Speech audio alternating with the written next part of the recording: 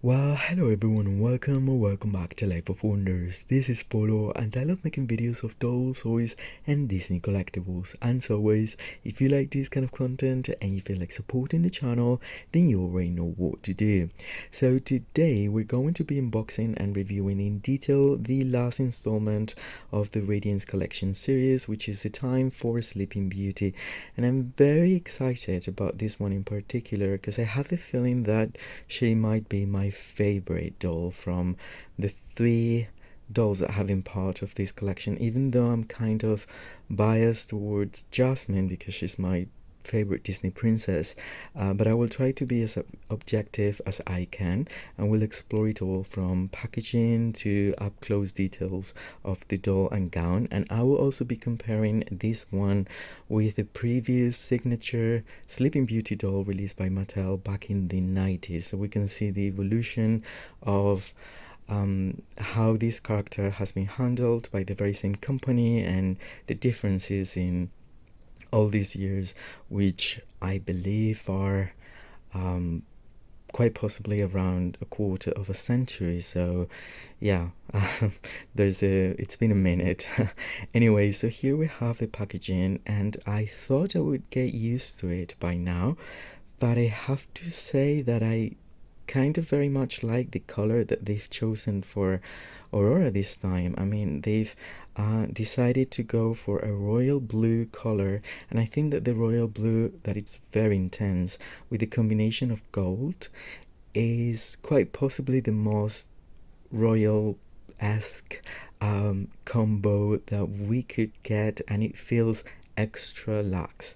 So when compared to the maroon color that we got for Belle and the teal greenish one for Jasmine, this one is my preferred one, I have to say that. And so I don't feel like bored with the packaging, which I've been criticizing so much, because again the packaging is very luxe, it's very sturdy, it's very elegant, it's a bit minimalist, and I wish the budget would go more, you know, to the doll and accessories and things like that than the box itself. But I have to recognize that the box is pretty cool, and it reminds me right now, it's just came into my mind, it reminds me of the boxes that come with the At Barbie Style collection, that have the marble finish and that they really feel very sturdy as well, and you almost feel like you don't want to throw it away,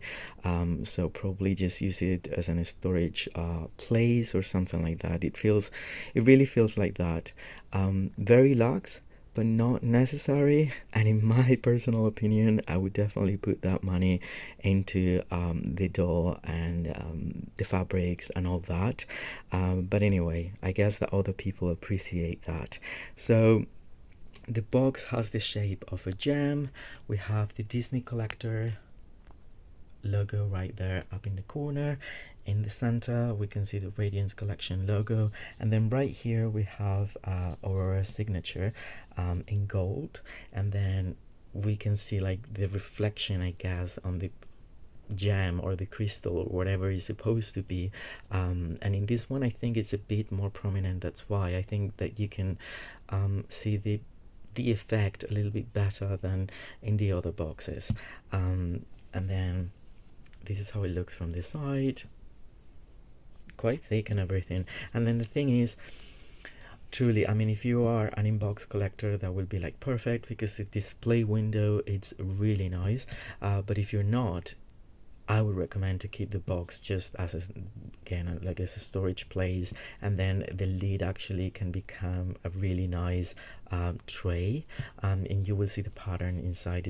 It's really cool, and then on the back we can see our signature once again, the Mattel Creations logo, and link to Disney.com, and a bit of an introduction that I will be reading out loud for you. So, a dreamer whose heart is full of hope, Aurora enchants all who meet her. From Disney's Sleeping Beauty, this sparkling Radiance collection, Aurora doll captures the heroine's grace and elegance. Inspired by the jewel-encrusted book that begins the movie, Aurora's brocade and charmeuse gown gleams with gems and gold details. In stunning detail, Aurora will be the gem of your doll collection. Super cute. I love these intros. I mean, it's something that I kind of associate with my childhood because they were paying that sort of like attention to detail when introducing a doll. So I actually like that very much. Like I can do without the lux of the box, but I couldn't without this enchanting sort of like intro. So I will show you how she's displayed and then and the inside of the box, and then I will take her out. Okay, so this is how she's displayed inside of her box. The display window that I was just talking about, which is really good because you can see everything, and then this is the pattern on the inside of the, this is what I just said, that you can transform into a tray, because again, it's literally a tray and you can reuse it as such. If you were to display it as it is, you would still need to place this somewhere else, so I would say just use it. And so this is the plastic that I will be removing so we can appreciate her even better. I have to say that her hair looks a bit crazy. I mean, those curls, yeah, those do not scream high collector in my opinion, especially for the inbox collectors that won't touch her and won't restyle it because it's going to look like that, period. So that I'm not like incredibly happy about, but I have to say that she looks stunning. And once, I mean, I think that this design for her dress and everything might be one of my favorite from all the designs that we've got for a Disney princess, including the designer, fairy tale designer, premier designer, whatever, from Shop Disney, and even like the big 16 inches limited edition dolls. And something cool is that I love the bangs and I love how they've achieved the curled corner right over there, and I can't see any wonkiness or anything like that, which is very cool. Unfortunately, apparently from my favorite princess I got that, but that's okay. And I also, I mean, this design is super cool because it doesn't, even though she's got these proportions for the Mattel princess body, it's a bit disguised with the silhouette of her dress, so it doesn't feel that much out of place as I felt it with Belle, unfortunately. But anyway, I love it. I love everything about it. And then again, the royal blue makes the pink color, which is the predominant color on her, really stand out just at the first glance. So anyway, I will be taking her out and I'll come back to you in no time. Alright, so here we have her out of the box with everything that she comes with.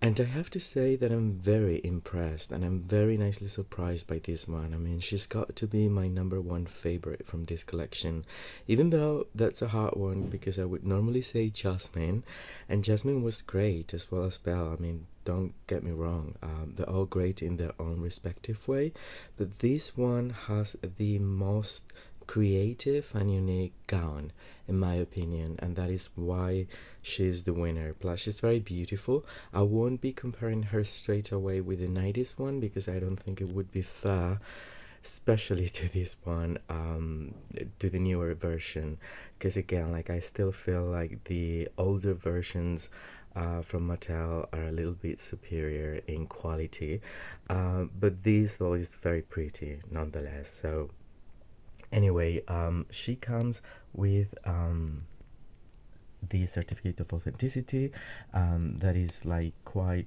luxe. I mean, it's one of the best certificates of authenticity that you can get from Mattel nowadays, and it's a thick cardboard piece, specific for Aurora, even though it is not a limited edition or anything like that, but for the people who like certificates. Well, there you go. Then it also comes with the stand. I was expecting a different base for this collection. I've said it before, but it is exactly the same base that we got for Disney 100 dolls, and I guess that's okay. At least we're getting a stand, but of course, I mean, yeah, I mean, that is a compulsory thing, especially after being upgraded to collector.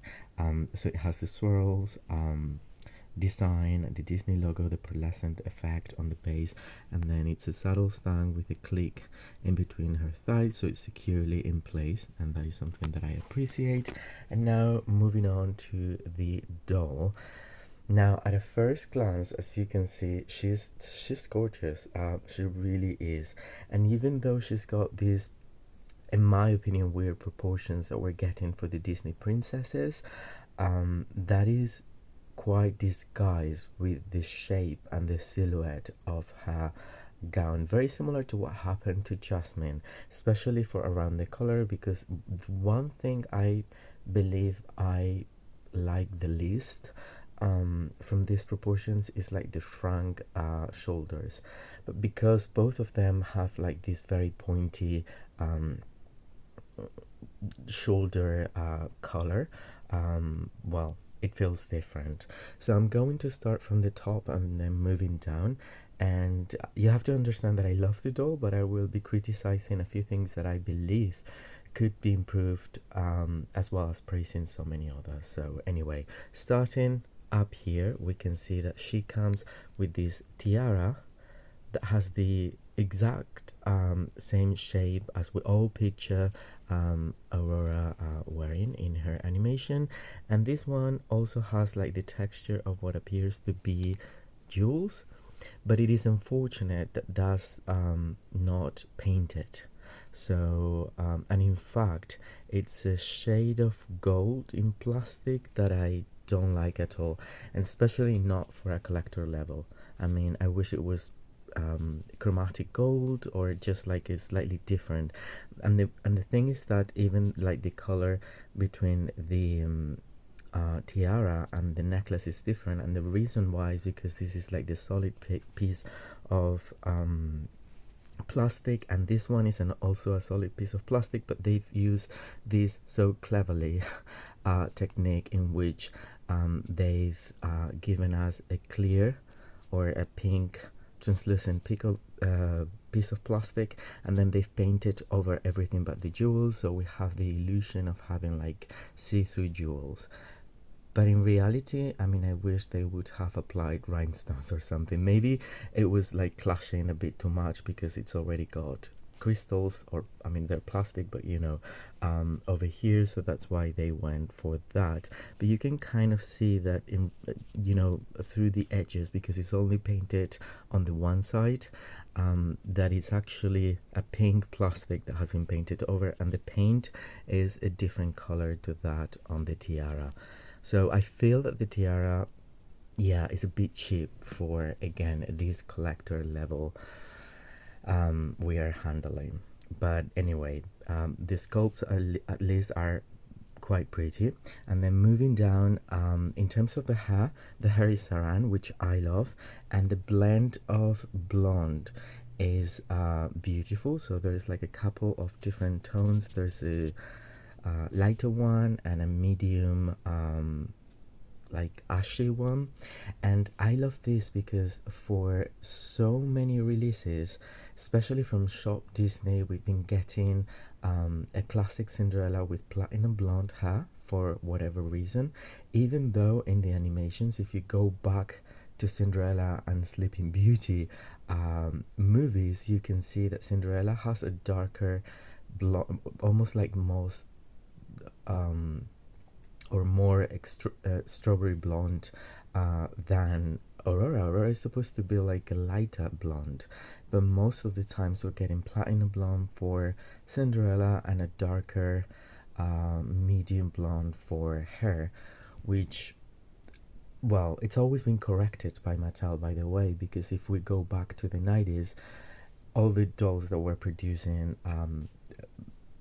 you know, in a resemblance of Cinderella and Aurora, they were actually coming with the specific hair, and this is something that we see again, and I appreciate that.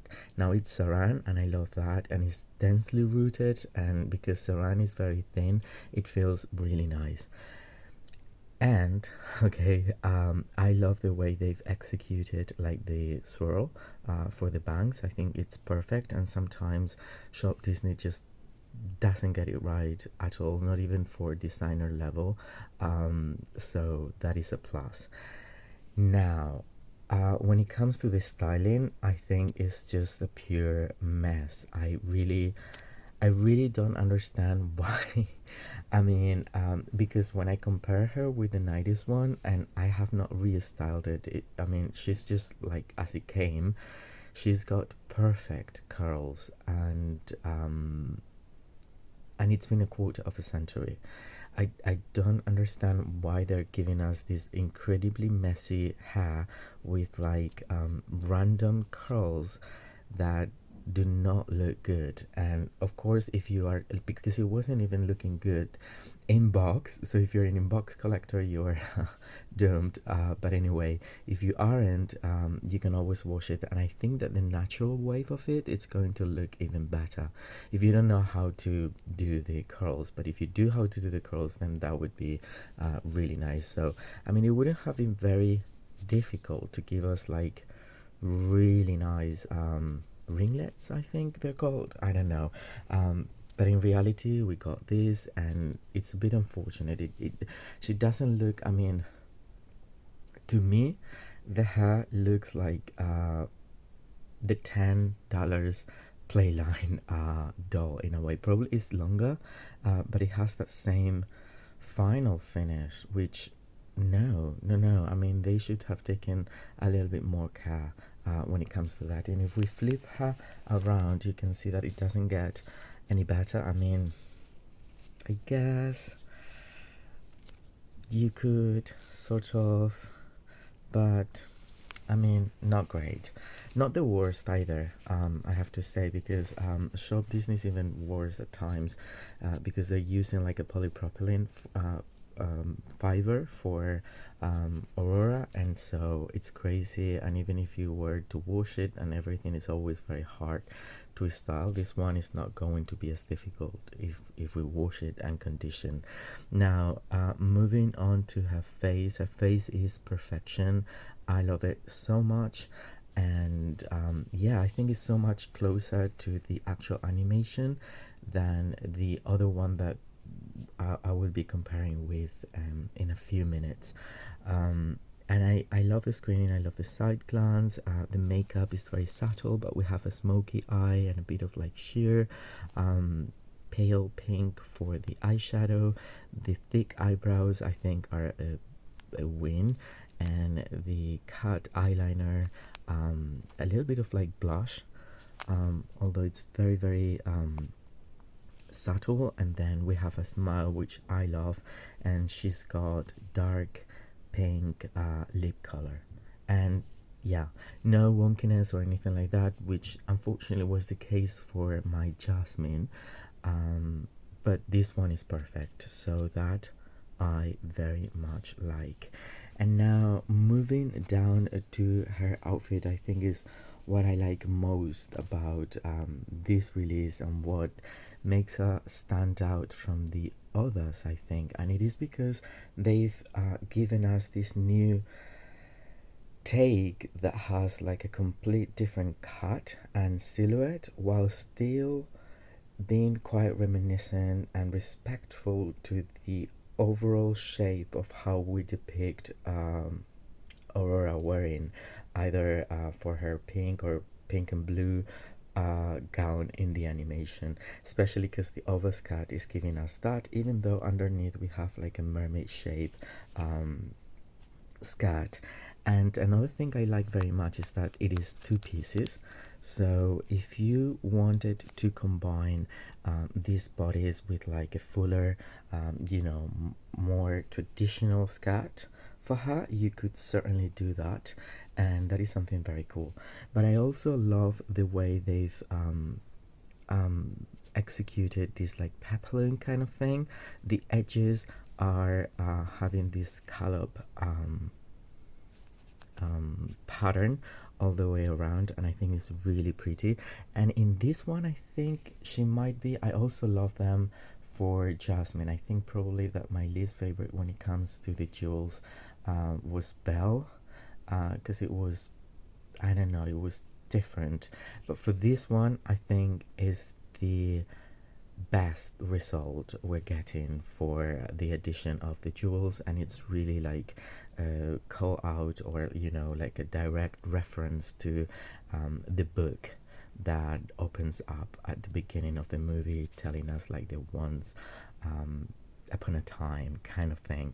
The color, well, it's got the pointy shoulder beads, and then long sleeves with pointy edge right around the wrist.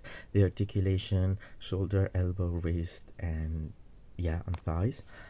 There's plastic here, and I'm guessing is for the color of the fabric not to transfer into the body, but as you can see, it yeah, it makes a noise. And then another thing I very much like about the design of this, they're using like, I guess this is satin. I don't know. Again, it's very similar to the satin that we've been getting for, although this could have another name, but anyway, what I love about this is that this isn't a foil printed detail, but in fact it's just like part of the fabric pattern that's been sewn onto it, or that's been produced like that, with this flower motif that is also making us think of Aurora's Briar Rose in a way, even though she's wearing this more of a gala gown, and I love that. I love the incorporation of gold, and that is actually a part of the pattern as opposed to just printed over. So that is super cool. And then both things have Velcro on the back, and as you can see, it's different. I mean, different pieces. And I love these. Well, I actually like very much this silhouette, because it feels like this was like a triangular panel probably of her dress, and she's still like having the dress, but in fact, again, she's having this mermaid shape moment with this beautiful super soft satin material that I think is as white as the one that came with Jasmine, and it's the very same material. It's a bit glossy and more like sheer on the reverse, and it's a bit more matte underneath, and it flows like heaven, and it trails over her, you know, if we were to have her standing up, and I think she looks magnificent. I mean, this shade for her is everything. It's a winner. I feel like this could have well been one of the designers from Shop Disney. It's a really nice, really nice take. So for that, I have to give it a few extra points. And then when it comes to these shoes, I'm not as impressed. Well, I think the best shoes were the ones that Belle was wearing, because these ones, I mean, they're cute. They've done it completely opposite to how they achieved the necklace. So in this case, they've sculpted them in this plastic gold material, and then they painted over the two jewels on the front, which again is giving us exactly the opposite as of there. And I believe this is probably the same shade, although it feels a bit more sparkly than the one for the tiara. But anyway, it's cute. It has swirls and like flowers, it seems. So it's cute. It's just, again, once again, it's a pity that those shoes won't fit like a standard Barbie body. But in this case, again, in the case of Aurora and in the case of Jasmine, I really don't mind the proportions, because the shape of the gown is actually acting on her favor in those terms. And now, as we've explored everything, I will brought the 90s one and we'll do a side-to-side comparison. Alright, so here we have them both next to each other, and this is the reason why I didn't want to compare them straight away, because I think that the 90s one would eat the newer one for sure. And that is a little bit of unfortunate because I think it's been a quarter of a century, it's been almost 25 years, and one would expect, if not the same level of quality as attention to detail, something higher. But it is not the case. Unfortunately, I don't know what's going on in the doll industry, but it seems like we're going backwards, which is strange because they're both produced by Mattel. I believe that this one was released between 1996 and 1998, probably.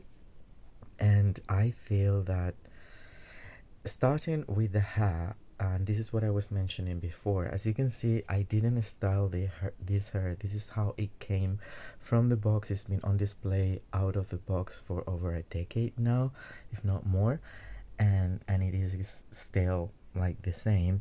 And I noticed it's saran already, but they created the perfect curls.